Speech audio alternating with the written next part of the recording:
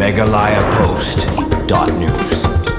Kasi society jong kabalang Presbyterian Raitong riboy sa mga presbytery hanan kasingi kalapanlong ya kajing rakhi ka wall environment ding kabalaw shibanta kum kajing snok tilang hakban rakhi kini kasing kerpang kabalar ki hakleng ka porthai ban penne pensa ya kamay mariang hagani kajing rakhi kini ka wall environment di lawan bani shibanta daw ba jenon sengkli presiden ka BJP Kisan Morcha riboy district kum ukongsan baladon rengkat ru ba bangan sawan rempeng kum presiden kasi society kasamla kentup sena kum ka jurnal secretary urang ba snong ba es lapang kitman basan bat ki khun samla hagani ka jingrokhi kilathung de gispa tunrai ki dieng kabalong ka weina ka thong ban pene pensa ekite ki dieng balathung kabalong hi ki jing pene pensa ya kamai mariang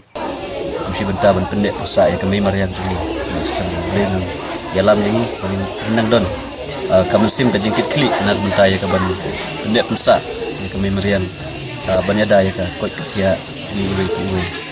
but ni perparu ka jing ai kublai busnu nang taiki para kot di rambak senong nang taiki nulikai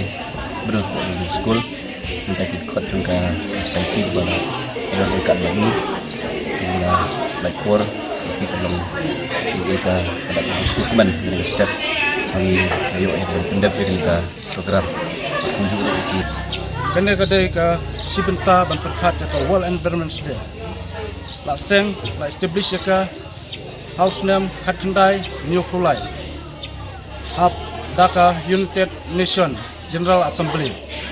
Tekalong ka AKA kabangi babok bat niyo kejimitoy sikadai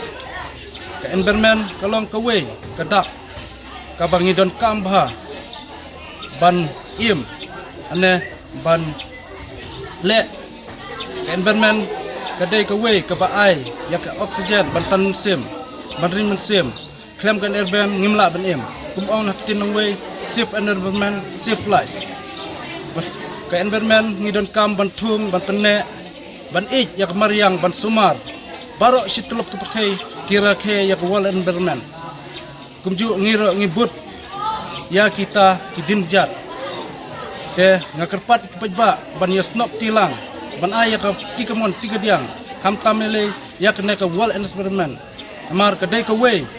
kaba ngin sayo kajinmentoy kamtam yaki lawe ki ban sawan ban laj ban yada yaki naki wa naki naki sim bat kiwe kat badon kamariang kalong kawe kamariang kabadon kam sikende kata